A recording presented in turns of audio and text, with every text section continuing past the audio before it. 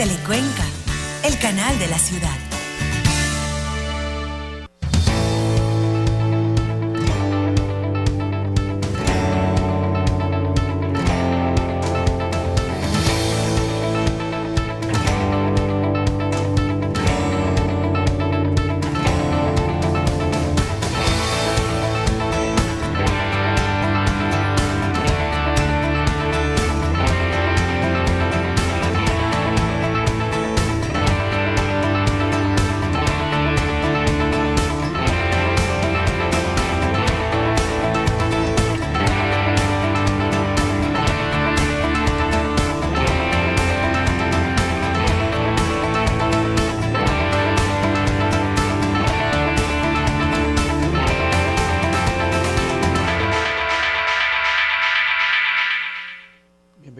Gracias por acompañarnos, un placer poder acompañarles también a esta hora del día.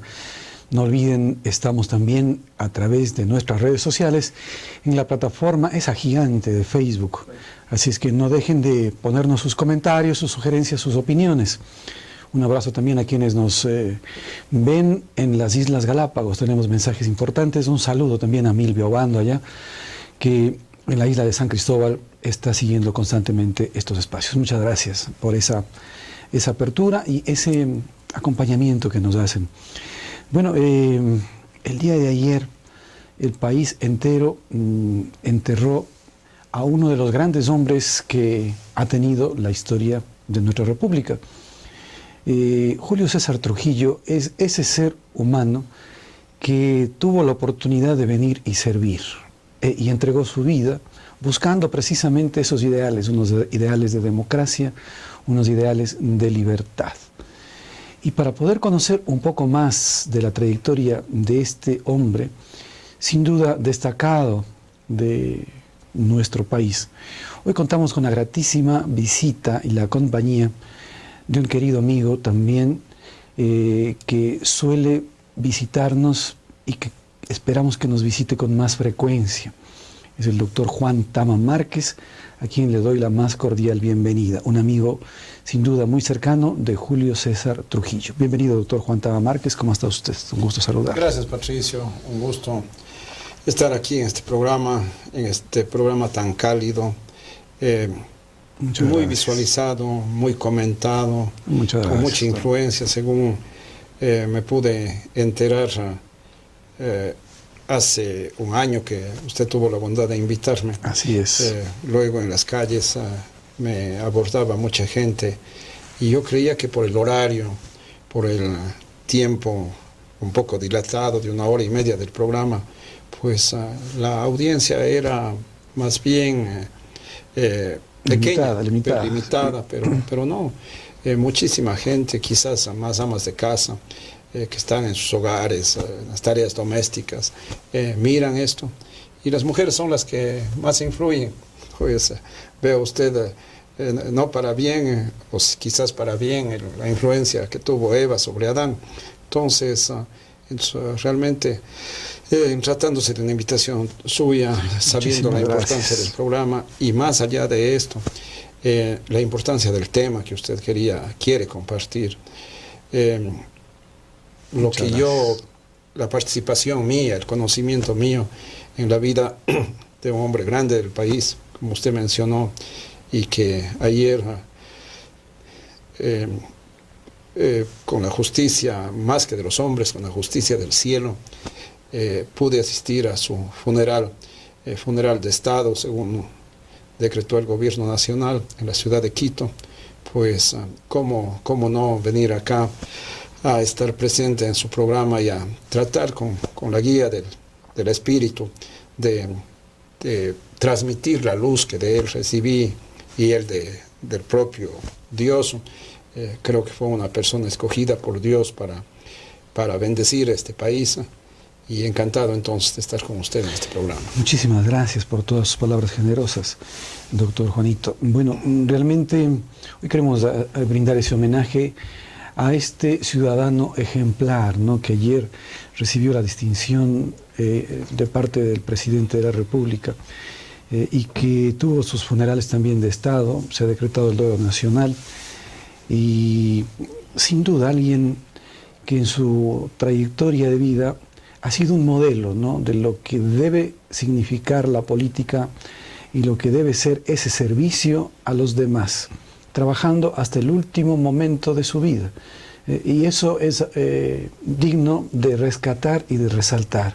No todos las personas podemos llegar a esa situación de poder estar activos, trabajando, entregando el servicio a los demás hasta ese último momento de nuestra vida.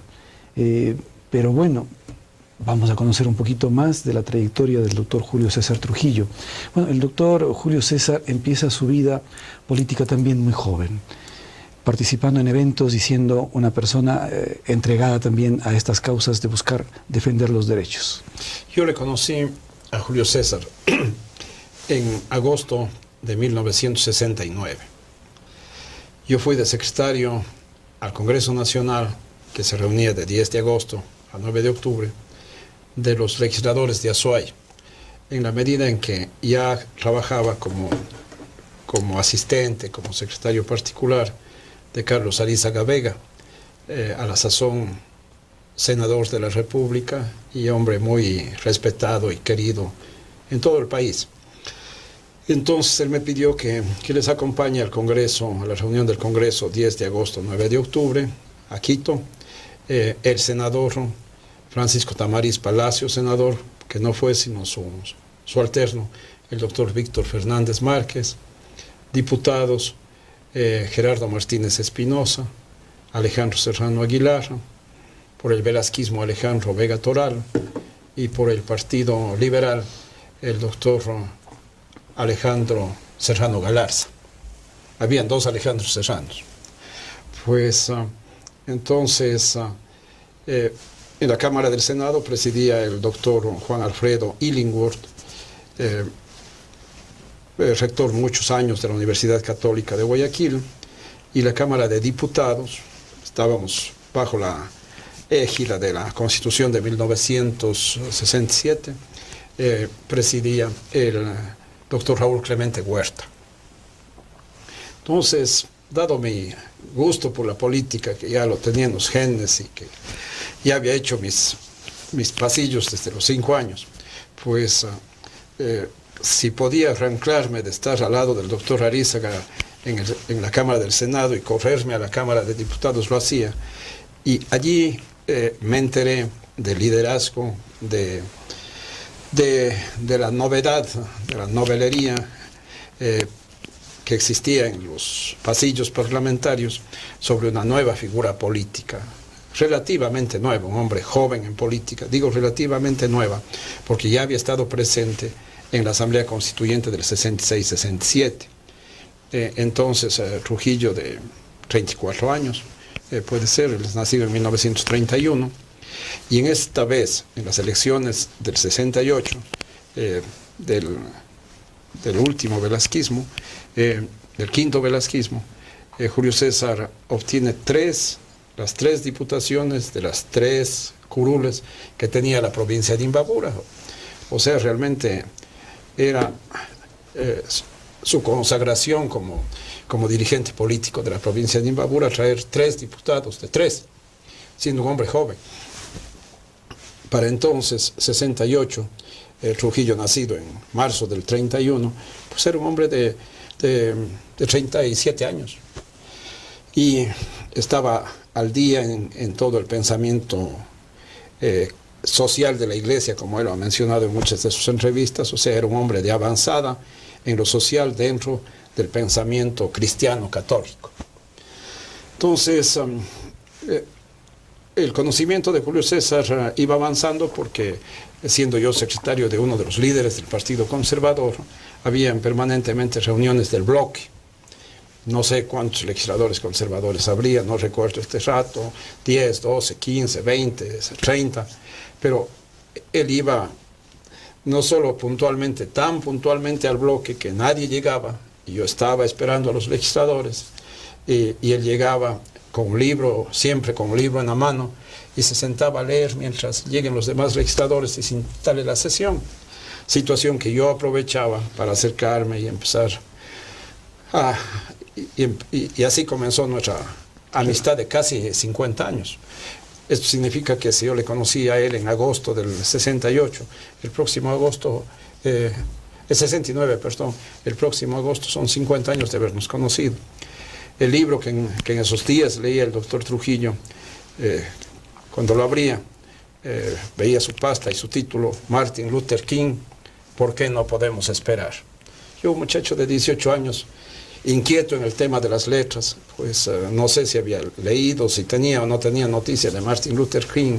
Entonces le pregunté qué comentario tiene, pues recibí, y Trujillo era una biblioteca con vida, pues de cada cosa que uno le preguntaba, uno recibía una clase, y una clase además motivante para ir allá, para buscar la fuente, para enriquecerse, para profundizar.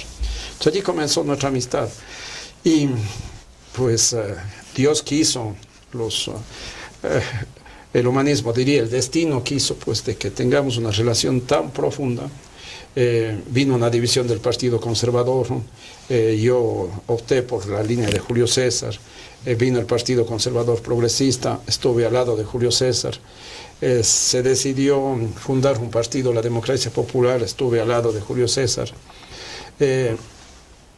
Fuimos al Congreso del 79 al 84 con el binomio Jaime Roldós, Osvaldo Hurtado, Julio César al Congreso, yo al Congreso. Nos asignaron la misma curul, pasamos 5 años como estamos usted y yo sentados, pues conversando, platicando, yo aprendiendo de él, dejándome guiar por él en mis intervenciones. Y obviamente fueron 5 años de estar en comunicación de 9 de la mañana a 10, 11, 12 de la noche, que terminaban las sesiones del Congreso. Luego ya nos separamos un poco físicamente, no había reelección, él entró de candidato a la presidencia, yo le apoyé, yo entré de candidato a prefecto, perdí con 2.000 votos aquí en la provincia de La Suay, me dediqué a mi vida profesional, el 89 estuve en la dirección del CREA, y el 89 hubo una asamblea del Partido Democracia Popular. Trujillo había sido su fundador, su sostenedor, quien le dio crecimiento, vida, hasta el congreso aquel del partido del 89 en que se dividió el partido, y por un lado quedó un grupo liderado por el doctor Osvaldo Hurtado, persona que se hizo presente ayer y anteayer en el funeral y en el velorio de Julio César, y pues los otros, los perdedores en cuyo grupo estaba a la cabeza Julio César y también estuve yo, fuimos expulsados de la Democracia Popular, Julio César y yo. Pues, entonces, yo no esperé la expulsión, me sometieron al Tribunal de Disciplina y me desafilié. Julio César sí esperó la expulsión. Entonces, luego, Julio César siempre estuvo vinculado con los sectores más vulnerables del país, indígenas, trabajadores, etcétera, etcétera, etcétera. Esa vinculación le llevó a ser propuesto en un momento dado por Pachacutic para seguir participando en la política y en el Congreso. Siguió estando en el Congreso de legislador, participó en la Constituyente del 98, fue uno de los mentalizadores de la Constitución del 98, cuya Constituyente se reunió en Sangolquí, presidió el doctor Hurtado. Entiendo que allí habrán mejorado las relaciones que fueron fracturadas en el 89. Y luego siguió, lideró Yas Unidos, recibió 500.000 firmas para tratar de evitar que el Correato empiece la destrucción del Parque Nacional Yasuní. Y claro, el último fascículo de su vida, y eso hay que resaltar como bien lo hace, según he visto hoy día en Notimundo, Claudia Arteaga, el último fascículo de su vida fue los 14 meses del Consejo de Participación Social, en donde le tocó desmontar todo el Correato en términos de haber instalado allí a testaferros suyos en cierto sentido, a personas que hicieran los mandados del correísmo, pues que implica todo lo que ya sabemos. Mejor, pues creo que si me remito a lo que el pueblo sabe, no necesito decir de qué se trata. Pues, entonces, y fue su último fascículo, en donde recién recién en los últimos 14 meses, el gran país Ecuador viene a descubrir quién fue este hombre que estaba terminando su vida, Julio César Trujillo, y rompe esos esquemas rígidos que tenemos del gobierno de los jóvenes formados en las mejores universidades del mundo. Este viejo de 87 y de 88 años, viejo por su edad, es viejo sabio, viejo responsable, viejo honesto, viejo honorable, desmonta en 19 o 20 instituciones todo un andamiaje que había implicado la voluntad de una persona, el auto llamado jefe de Estado, para fines, no para los fines del bien de la colectividad, sino del bien de quienes manejaron el poder. Entonces, realmente ha sido, creo que debe ser a estas alturas, a pocos días de su fallecimiento, al día siguiente de su sepelio, es un orgullo, no de Juan Tama amigo, de Juan Tama ecuatoriano y de todo ecuatoriano, la vida de Julio César, que significó una lucha de 55 años, desde el 66 en adelante, en todos los campos, en el campo político, en el campo de la docencia, en el campo de la investigación, en el campo del liderazgo, en el campo de lo espiritual, porque sobre todo un líder es sobre todo un líder espiritual, alguien que da principios, alguien que con su boca enseña principios y con su vida da testimonio y muestra lealtad y fidelidad a esos principios, y ese es el caso de Julio César. Bueno, realmente el presidente de la República ayer, cuando se refería en su mensaje en el sepelio, bueno, este evento fue transmitido en cadena nacional también, y creo que son esas oportunidades importantes que tiene el país de rendir homenaje a ese tipo de personas que han entregado todo, ¿no? Buscando el bien de la sociedad. Porque aquí no se puede hablar de bien personal, no hay absolutamente nada más que el sacrificio personal para que el país pueda recuperar de alguna manera ese espacio democrático que se había perdido. Y en una de esas intervenciones del presidente de la República dice: cuando tuve que pensar en quién podía ser la persona que lidere este Consejo de Participación Ciudadana y Control Social, no había otra persona que pensar que en Julio César Trujillo, porque es esa persona con conocimiento, con voluntad, con entrega y sobre todo con decisión, porque se necesitaba una persona con decisión. Colocar allí una persona joven, sin experiencia, hubiese sido un fracaso en cuanto a la gestión. Y ese fracaso que ya venía de consejos anteriores, ¿no? Consejos anteriores de participación ciudadana, que, como dice acertadamente usted, respondían únicamente a un interés. Y ese fracaso del Consejo de Participación Ciudadana lleva precisamente a que se haya generado esta corriente de buscar que el líder del país, entre comillas líder, ¿no? Que el líder del país tome la decisión y que esa decisión y esa voluntad se aplique en todo lado. Llega entonces ese mensaje del presidente y dice: no tenía, la única persona que podía pensar para esto era Julio César Trujillo, y él dio realmente un trabajo eficiente y con excelencia, porque realmente hablar del Consejo de Participación Ciudadana y Control Social transitorio es hablar de un Consejo de Participación Ciudadana adecuado. Pero él tenía otra voluntad y decía: este Consejo no tiene razón de existir. El país se mueve por tres poderes: el legislativo, el ejecutivo y el judicial. Estos dos elementos adicionales, entre ellos este Consejo de Participación Ciudadana, es una novelería. Es un tema que surge de esas trasnochadas ideas revolucionarias y que es necesario cambiarlas. Y él toma la iniciativa de plantear la recolección de firmas para llamar a consulta popular. ¿Cómo quedó ese tema o cómo queda ese tema de esa iniciativa tan importante y de mucho valor para el país? Bueno, me refiero al conjunto de su pregunta, Patricio. O sea, al país se le pudo haber vendido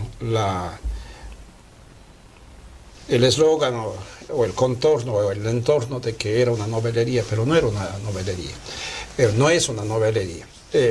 Lo que pasa es que estamos todavía inmersos en un frente hiperpresidencialista, que viene de la Constitución de Montecristi de 2008, pues orquestada por Correa.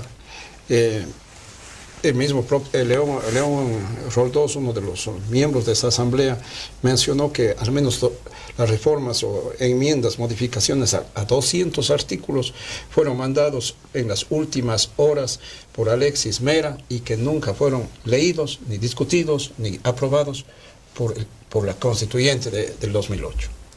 O sea, entonces en ese modelo hiperpresidencialista, lo que fue el Congreso Nacional de Ecuador desde los inicios de la República hasta la Constitución de 1998, pues queda borrado, queda totalmente alterado. La Asamblea, la que hoy llama Asamblea, este término lo copió de Francia el presidente Correa. La Asamblea no tiene ningún poder. O sea, es un elefante blanco con asesores para todo, con sueldos, latisueldos, carros, dispendio y viajes, pues y toda clase de cosas, pero sin ningún poder. Acuérdese usted del Congreso del 79 al 84, en que León Febres Cordero enjuiciaba permanentemente a ministros y conseguía su destitución.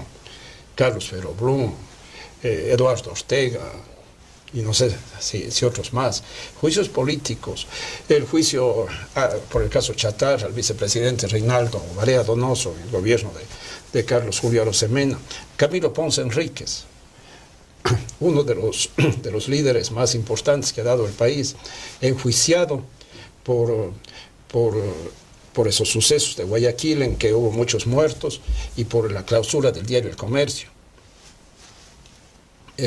El Congreso Nacional de su época, no obstante que habrá tenido mucha influencia Camilo Ponce, pues la enjuició y es histórica la tesis de las facultades implícitas de las que habló entonces Camilo Ponce Enríquez, en el sentido de que un presidente o un ministro tiene facultades implícitas.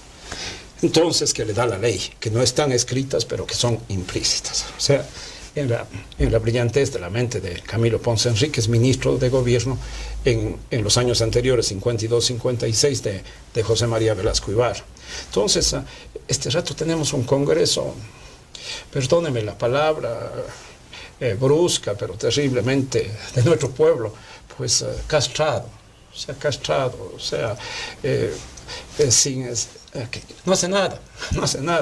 Pues el presidente le manda un proyecto, si no lo despachan, entra en vigencia. O sea, la gran facultad, la facultad legislativa y la facultad fiscalizadora del Congreso, que son las bases, la esencia de un Congreso, prácticamente han desaparecido. Entonces, el presidente Correa, en su esquema, podemos escuchar en audio su discurso de 2 minutos sobre qué es jefe de Estado.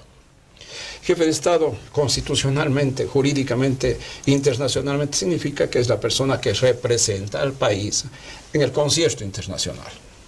La reina Isabel de Inglaterra, el actual rey de España, en fin, los países de Europa tienen muchas monarquías, Mónaco, etc., pero hay un parlamento, el parlamento nombra el primer ministro y el jefe del gobierno es el primer ministro. En Estados Unidos, la Corte Suprema la propone cada nombre de la Corte Suprema el presidente y el Senado tiene que dar el visto bueno. Entonces, es un sistema que viene desde Aristóteles, de la división del poder en 3 funciones, como usted dijo, legislativa, ejecutiva y judicial. El sistema que en el derecho americano hablan de los pesos y los contrapesos. Jefferson decía, el padre de la Constitución de Estados Unidos, que el Senado es el plato en el cual se enfría el café caliente de diputados, porque venía la juventud en la Cámara de Representantes, lanzaba sus resoluciones y el Senado tranquilizaba la cosa. Entonces, esa es la democracia. Y si de alguien he aprendido esto es de Trujillo. Entonces, el Consejo de Participación es un invento de Correa para, quitándole al Congreso la atribución de nombrar superintendentes y contralor, todo eso fiscal, todo eso que nombraba el Congreso hasta hace poco, pues nombre un Consejo de Participación en última instancia puesta por el presidente. Entonces, el presidente no tiene responsabilidad, el Congreso no tiene responsabilidad ni tiene que negociar con el Congreso, ni llegar a acuerdos con el Congreso. O sea, pongamos de acuerdos, porque negociar en esta época suena mal. Puede entenderse mal. Así es. Entonces, esta entelequia, pues inadvertida, para la cual el embajador Juan Cueva Jaramillo, cuando participó, sacó 11 sobre 100 y no calificó. O sea, muy manejada como argolla de bolsillo, pues ha sido la que ha estado organizando el país, poniendo a los más altos funcionarios del gobierno y por tanto convirtiéndoles en serviles del presidente, este hiperpresidencialismo que ha sido más que eso, y en irresponsables, porque la esencia de la democracia es la responsabilidad. Todos los funcionarios tenían que dar cuentas al Congreso, el Congreso les podía llamar a una comisión, a que den cuentas, a que informen, a juicio político, etc. Pero ya, siendo hijuelos del Consejo de Participación, de este anónimo Consejo de Participación hasta hace poco, pues estaban liberados de la institucionalidad y estábamos en manos, como en el proceso de Kafka, al estilo kafkiano, estábamos en manos de un poder invisible, irresponsable, en donde la voluntad de una persona manejaba el país. Claro, pero este viene también de un proceso internacional, ¿no es cierto? De un proceso, castrochavismo, que apoyado con los chinos y los rusos, generan este sistema llamado democrático a su entender. Y con el connomento de revolución. Con el criterio de revolución, de transformación. Con el cartel de revolución. ¿Revolución de qué? Revolución para los bolsillos de ellos. Revolución en beneficio de ellos. Pero ahí está la Venezuela de la abundancia. Yo he estado del 80 al 84, 3, 4, 5 veces en la Venezuela de la abundancia. Lo que usted no conseguía en Estados Unidos, conseguía en Venezuela. Pues los desterrados de Pinochet, de la democracia cristiana, vivían al amparo de Venezuela. Los líderes, Gabriel Valdés, Hernán Fuente Alba, en fin, también de la izquierda. Pues yo he estado con ellos en el Palacio de Miraflores algunas veces. Pues entonces, ha acabado Venezuela, ha acabado Ecuador. Si algo tenemos que agradecerle al presidente Lenín Moreno es no haber cumplido el libreto de Correa. O puede ser que esté cumpliendo un libreto internacional también, ¿no? Puede ser que haya todavía. ¿Por qué le llaman traidor? ¿Por qué es llamado traidor? O sea, toda la furia del correísmo contra Moreno, igual que terminó con la vida de Trujillo. ¿Por qué? O sea, no es porque sí. En esta cadena guiada que nosotros tenemos en cuanto a noticias del mundo, nos llegó una información interesante, una entrevista, me parece que es Dietrich, el que es uno de los líderes de este elemento del socialismo del siglo XXI. Y él decía que en una de las reuniones que hubo en el año, me parece, 2011, cuando ya se dio una caída en cuanto a las elecciones del presidente Chávez en Venezuela, perdió parte de sus alcaldías, perdió parte también en el Congreso, en la Asamblea que le llaman también. Mantuvo una reunión con Castro, con Lula da Silva, con los líderes del proceso, porque hay cabezas, ¿no es cierto?, que están arriba también de los presidentes. Y entre ellos le decían, bueno, es necesario de repensar el tema. No se puede seguir este momento profundizando el tema del socialismo. Uno de ellos, me parece que Lula da Silva, era el que había planteado en esa ocasión, es importante hacer una pausa y generar algún acuerdo con la derecha, entregarle el péndulo a la derecha para que se quemen y poder regresar con fuerza. Es necesario hacer esa pausa. Lo que ya se ha logrado, avanzar, permitir que las ideas del otro sector se generen, nuevamente queda mal y lo tomamos con fuerza. Y algo que planteaba, en cambio, Castro, había sido de que ni una sola mirada a la derecha, ¿no? Todos vamos por el camino que seguimos a profundizar más la revolución que llamaban ellos. Entonces profundizó más este tema del socialismo, del comunismo. Y es esa la situación de Venezuela. Ecuador quizás entró en el otro espacio de generar esa mirada hacia el lado derecho para desgastarlo, ¿no? Porque hoy vemos, por ejemplo, este proyecto laboral. Se habla a veces de 12 horas al día, desgasta a la derecha. Se habla también de ciertas condiciones y circunstancias, como por ejemplo el trabajo a prueba, que sería de 3 años, como que desgasta. Yo creo que el empresario, el trabajador, lo que necesita son condiciones adecuadas, seguridad, pero tampoco ir a esos extremos de desgastar. Es lo que me atrevo a conversar. ¿Cómo ve usted esa reflexión? Yo, Patricio, o sea, personalmente, no creo que Correa haya participado de la idea de darle, entregarle el poder transitoriamente a la derecha. O sea, Correa, un hombre demasiado megalómano, demasiado ególatra, demasiado apegado, ya se convirtió ya en su obsesión el poder. Este rato pues le tenemos totalmente fuera de sí en el ático de Bélgica. Lo único que él quisiera es volver a tomar el poder en Ecuador. Si no, él sabía que si él se presentaba a las elecciones anteriores, él no iba a ganar. Entonces, de lo que sabemos por aquí y por allá, obviamente la persona que él hubiera querido que tenga la opción presidencial era Jorge Glass. Pero Jorge Glass no tenía el perfil que sí tenía Moreno por su trabajo con los discapacitados, por sus condiciones humanas, por su discurso, por su forma de presentación, etc. Entonces, con mucho temor de que no le vaya a ser leal como hubiera podido ser Jorge Glass, tuvo que armar este asunto Moreno a la presidencia, Glass a la vicepresidencia, siendo realmente Glass el hombre de su confianza.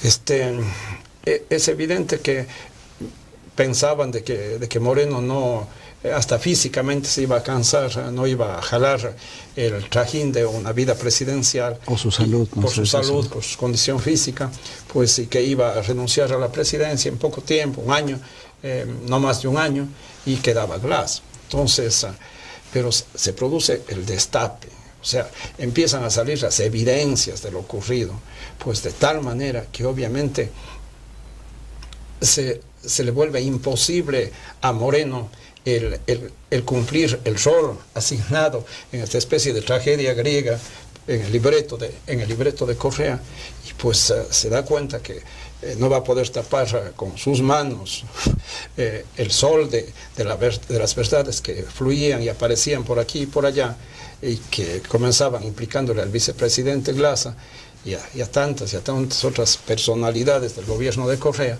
pues y toma una opción existencial, tapo esto o destapo esto. Y obviamente una decisión de sobrevivencia, destapo, ¿cierto? Y viene todo lo que estamos viendo.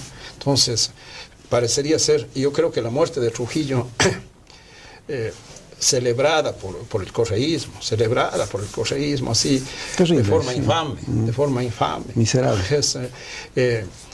Esta mujer candidata al Consejo de Participación, Mora, pues debe haberle llamado, no sé, no puedo hacer, más bien hago especulaciones, pero obviamente en las filas del correísmo debe ser una líder, pues porque está diciendo lo que todos dicen.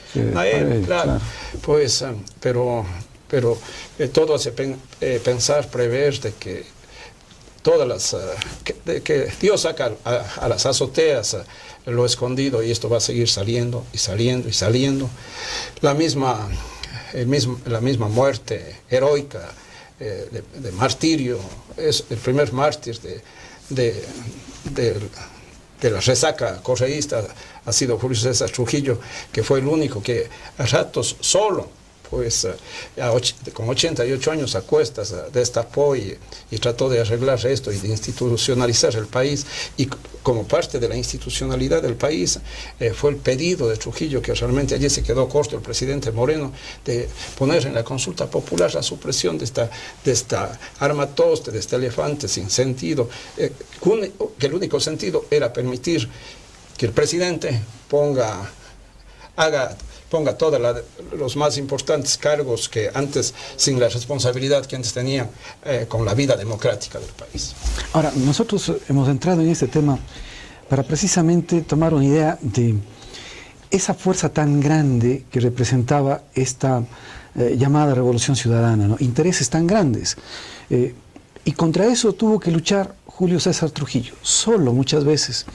Enfrentar todo ese andamiaje, porque es una empresa gigante a nivel mundial que está creada con recursos del petróleo, con recursos muchas veces se habla del narcotráfico, se habla de muchos temas también de eso, y que realmente poder enfrentar a esa situación es complicado.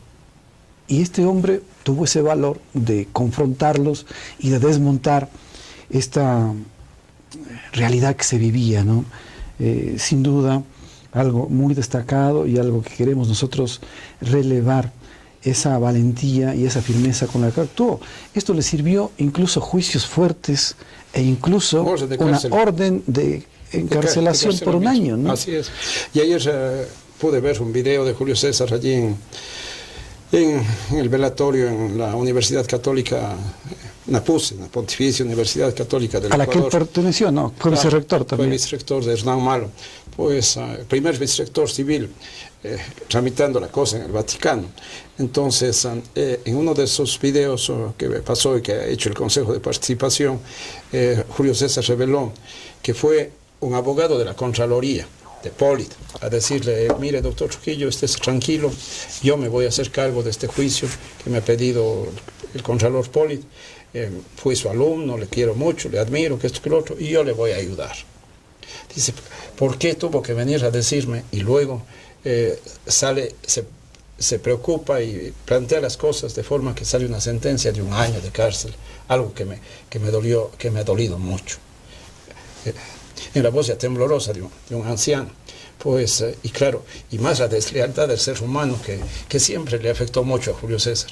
Entonces, realmente, y luego, ya cuando este hombre estaba en la antesala de salir prófugo del país, pues se dio el lujo de perdonarles la sentencia, dueños de la justicia. Ellos dictan sentencia y perdonan. Ellos dictan sentencia y ellos perdonan siendo contralores del Estado.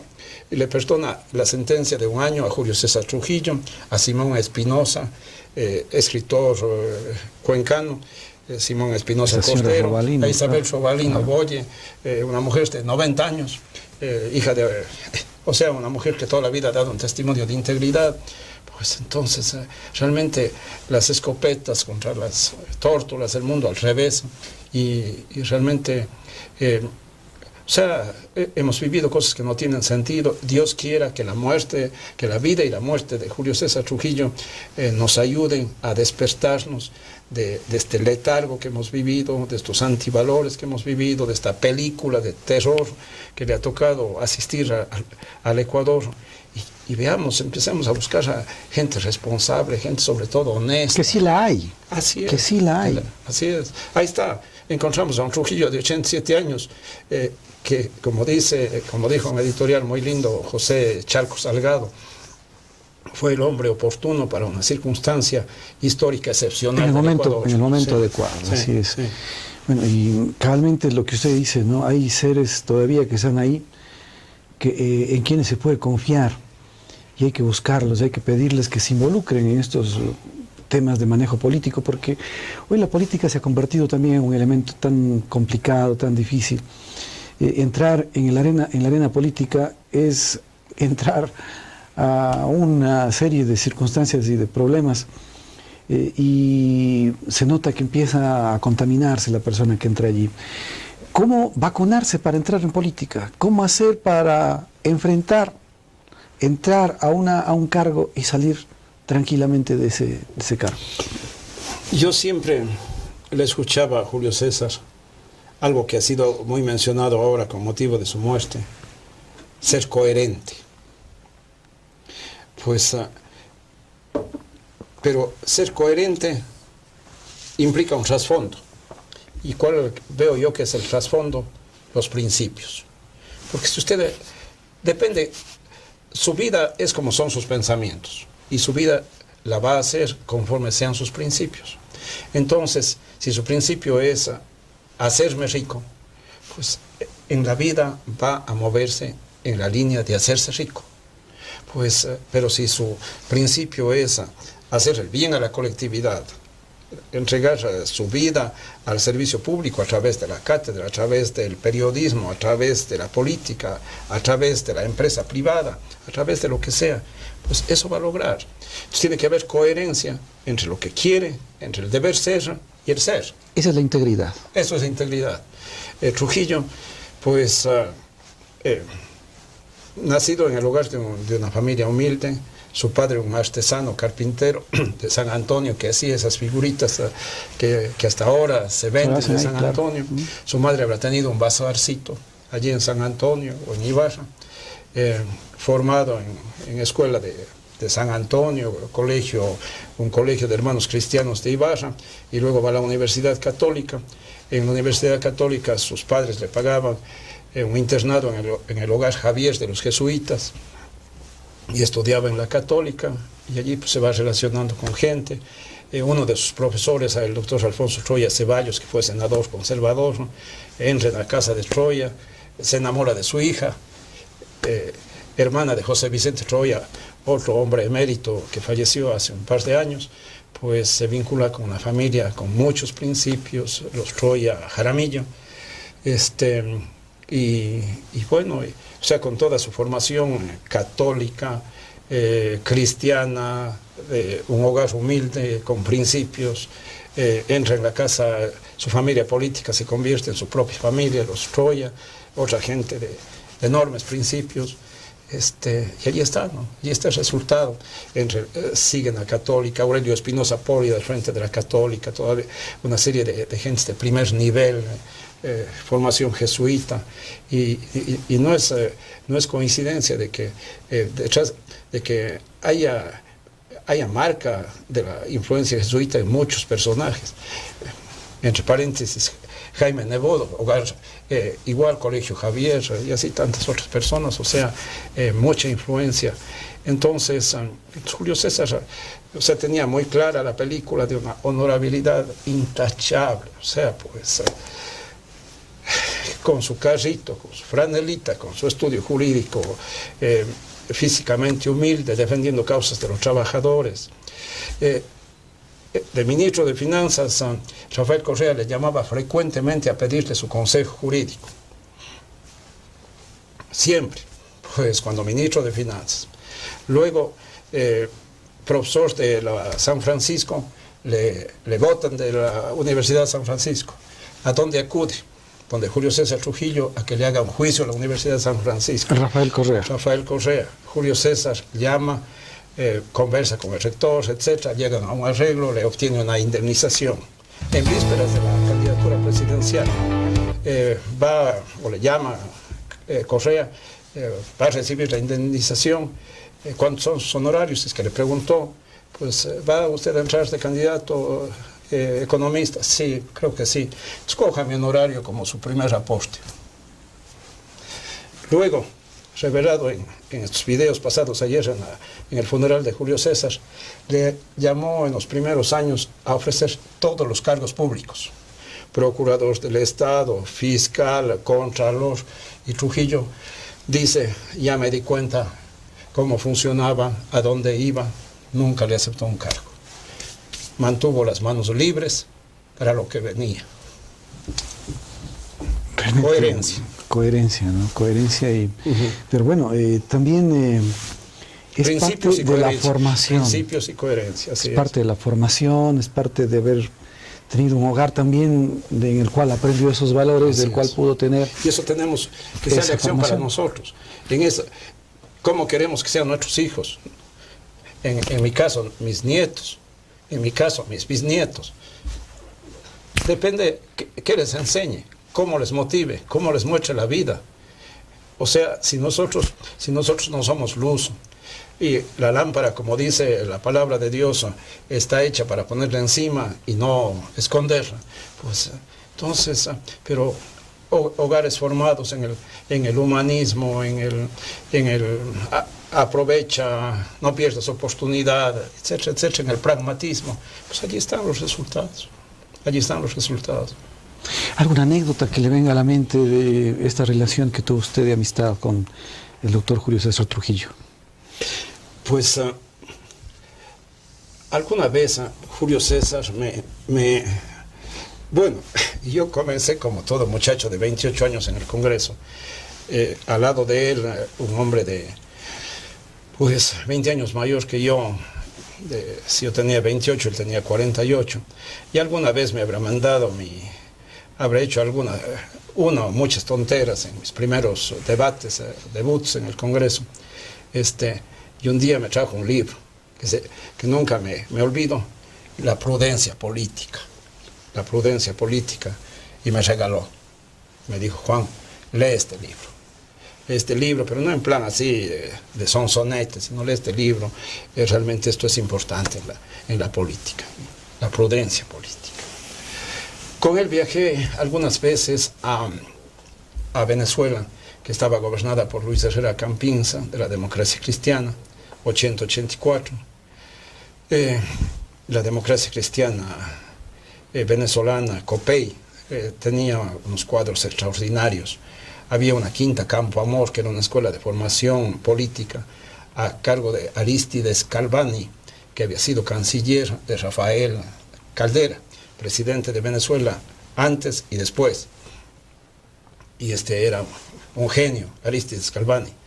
Y era el que dirigía la escuela de formación política de la Democracia Cristiana, en donde llegábamos en esta quinta Campo Amor. Alguna vez en esos viajes fue leyendo un libro. ¿Y qué lees, Julio César? Era un libro, creo que coincide con el título de esa pastilla de moda, Un día después, pues que era un tríptico de un periodista mexicano sobre qué pasaba en la vida del presidente de México después de que caía de la presidencia, terminada la presidencia. Y me contaba Julio César, pues a los 3 días le cortan la luz, a los 4 días le cortan el agua, a los 5 días va a hacer cola y le insulta, etcétera, etcétera. O sea, se preparaba para saber sabiamente la fugacidad del poder. O sea, no se deleitaba en las delicias del poder, sino buscaba conocer que el poder pasa, que lo que importa es la vida familiar, que lo que importa es la vida a pie, que lo que importa es el ser humano, que la política, que un día estamos arriba y otro día estamos abajo, y el hombre tiene que prepararse para estar abajo. Y estar preparado para estar arriba sabiendo que eso es transitorio, y que lo real es el estado llano, ¿cierto? Pues otra vez en otros 5 años me habló del monumento a la palabra que había regalado el gobierno de Francia a Quito.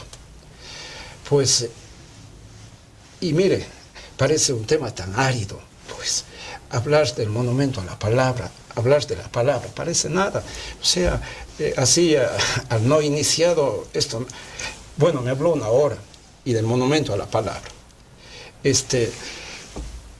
Y para César me dijo, vamos, te llevo.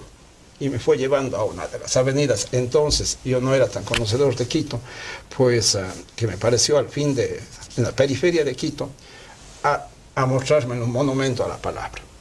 Y me dijo, pues así tiene que haber sido uno de los diputados de la Revolución Francesa. Y me fue mostrando todos los signos faciales de las manos, del cuerpo, de lo que significa la palabra. Y realmente, bíblicamente, Dios es su palabra, verbo. En el principio era el verbo. ¿Y qué es el verbo? La palabra. Y la palabra tiene poder, y la Biblia dice que en la boca está el poder de la vida y el poder de la muerte. Oiga, pasé una mañana, comencé entrando a saludarle a Julio César 9 de la mañana y terminamos a la 1 o 2 de la tarde viendo el monumento a la palabra, Ya veo que me estoy en buena hora inquietando que su próxima visita a Quito va a buscar el monumento a la palabra, Claro que sí. regalado en la década esa de la dictadura 70-80 por el gobierno de Francia a Quito. O sea, imagínense de una cosita aparentemente tan insignificante, Trujillo le puso en su puesto. 5 horas me habló de la palabra y me llevó a mostrar el monumento a la palabra, que obviamente puede ser Robespierre, o puede ser Danton, o puede ser cualquiera de los diputados que integraron la Asamblea Nacional de Francia después con la Revolución Francesa, dando paso, iniciando la llamada historia del terror.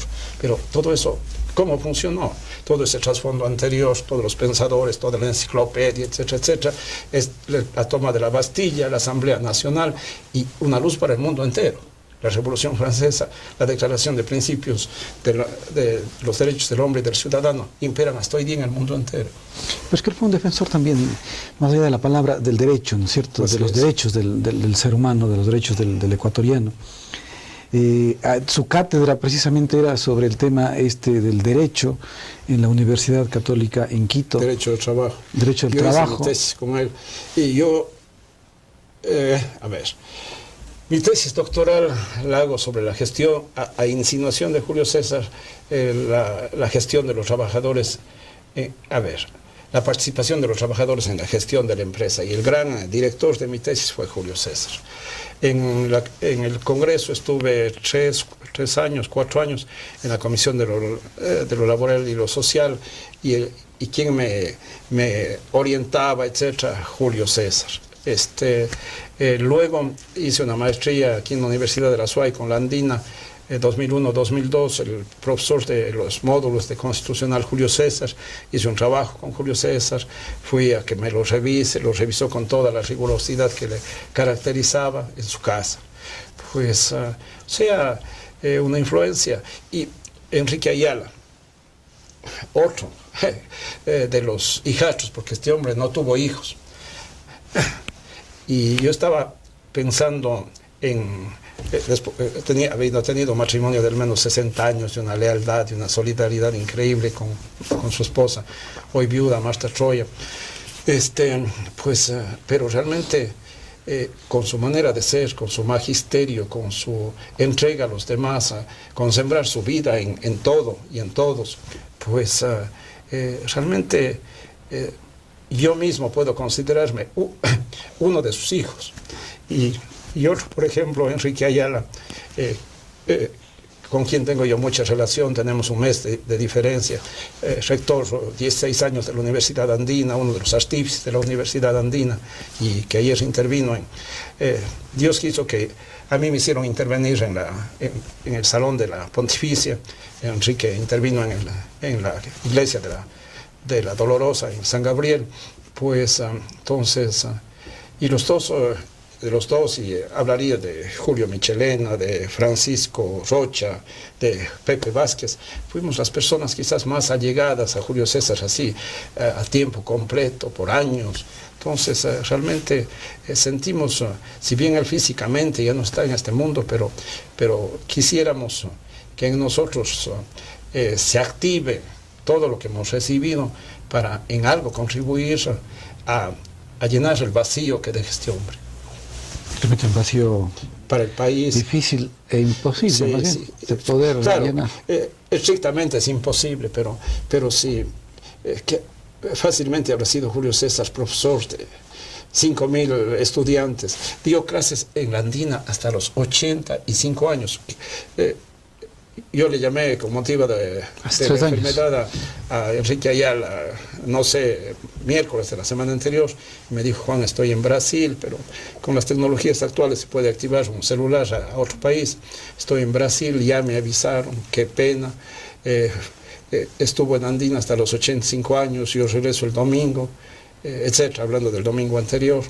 Entonces, así como Dios permitió que ayer me pidan a mí que intervenga en la pontificia, Enrique intervino en San Gabriel, en la iglesia.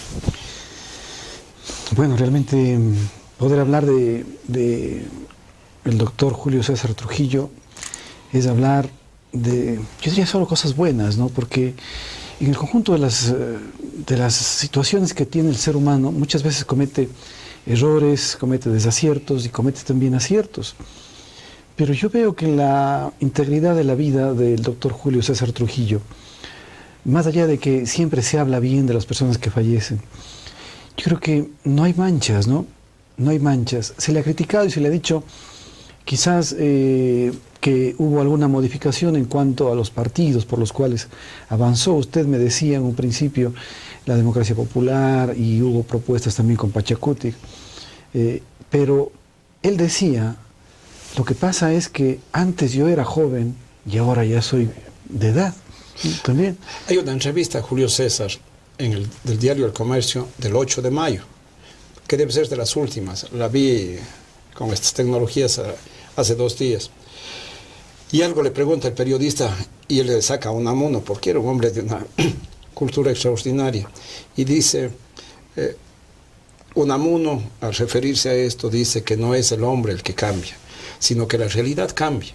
Y que frente a los cambios de la realidad, el hombre tiene que cambiar a fin de adecuarse a las nuevas realidades. Es así. Y en el caso de la cosa política de Julio César I, lo de fondo nunca cambió. O sea, un hombre comprometido con los sectores vulnerables, comprometido con indígenas, con trabajadores, con campesinos. En uno de sus videos, un campesino de Conocoto le regala unos guineos y Trujillo se quebranta y llora. No, realmente son situaciones muy dolorosas. O sea, otra de las partes importantes de Trujillo es que luchó durísimo con la dictadura militar de Bombita, durísimo, y Bombita, que estaba con el petróleo recién descubierto, que se subía en camello y que dispendiaba el dinero y que otras cosas haría, gastó de los fondos públicos una autopista a su hacienda de Pujilí. Y decía que todos le adoran ahora, y Bombita subido en el camello. Pues entonces le combatió durísimo a Bombita, y Bombita lo desterró al oriente, a puesto monje allí en plena selva. Se enfermó Trujillo, joven todavía, pero tuvieron que hacerle una cirugía de urgencia y más. Luego le desterró también, estuvo desterrado en Bolivia. De Bolivia fue a Colombia. De Colombia no le dejaban obviamente entrar al país, y me ha contado que una noche de 24 de diciembre se viste de Papá Noel, se sube a un buzo y logra pasar a Ipiales y llega a Quito.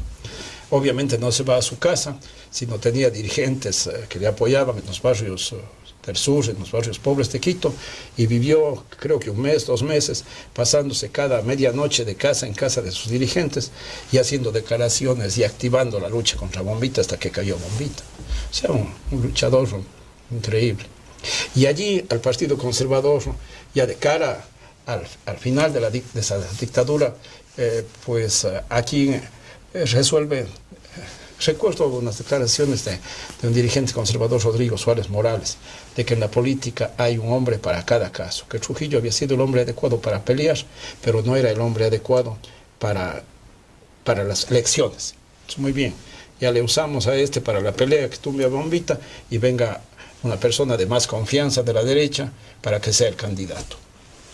Y allí divide el partido. Y mire, tan la historia le ha dado la razón. Es célebre la frase de Fidel Castro: la historia me juzgará. Tan la historia le ha dado la razón, que a Trujillo le estamos enterrando ayer como a un héroe nacional. El Partido Conservador no existe, la democracia popular no existe. Toda esta gente que tanto daño le hizo, que le expulsó del partido, de partidos, y en fin, no existe. Son unos anónimos. Y Trujillo ha sido, por la misericordia, por la justicia de Dios, siendo un hombre tan humilde, enterrado con honores de jefe de Estado y con funerales de Estado. Se le entregó post-mortem la condecoración San Lorenzo, creada por nuestro país, por los padres de este país en 1830. La bandera con la que se cubrió su féretro fue entregada por los militares, por el ministro de Defensa, su esposa. Él, en su humildad, jamás hubiera soñado ni deseado esto. Pues era feliz dando de comer, poniendo una una casita de campo de 400 metros que ha tenido, que apareció ayer en Conocoto, donde los policías no le dejaban quedarse a dormir por razones de seguridad. Pues, o sea, en lo material eso es lo que deja. Pero qué ejemplo, qué testimonio, qué lección para todos nosotros.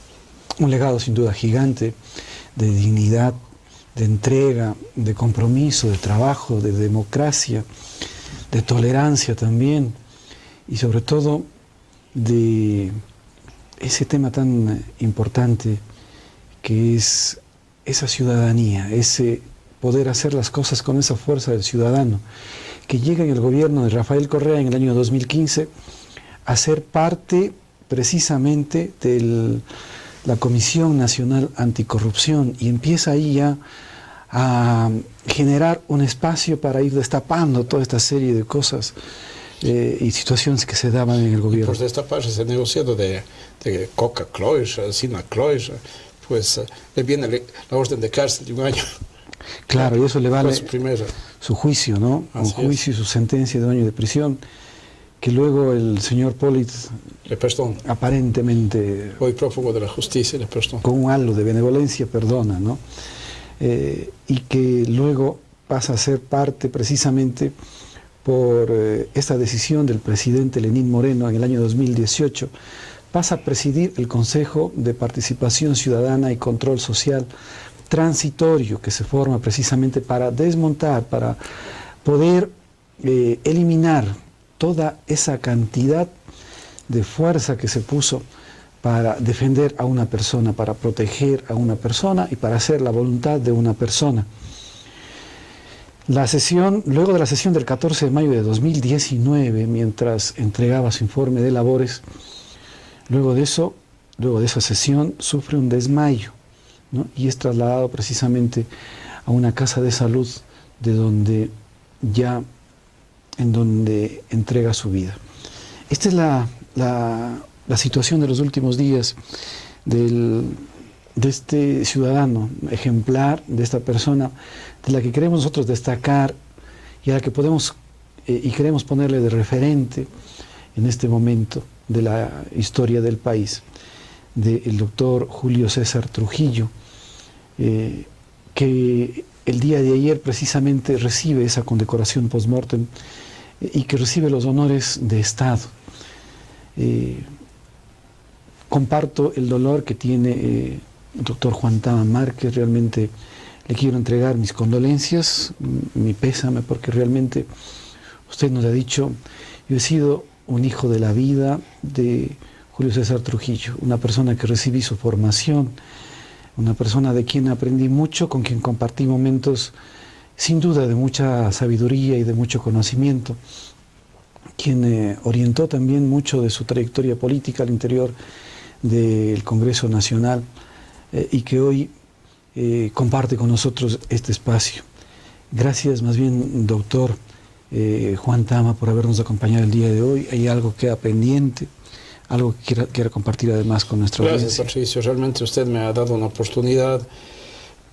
Ha sido tanto lo que yo he venido sintiendo desde que supe de que Julio César fue víctima de un derrame cerebral el martes de la semana anterior.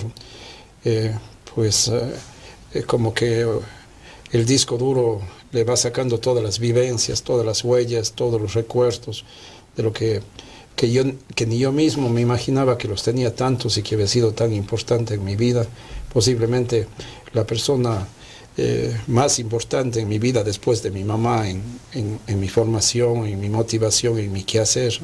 Lo que yo fui como parlamentario le debo en 80% a Julio César en los 5 años del 79 al 84, pues hice una parte mínima porque él fue mi orientador, mi guía, mi maestro,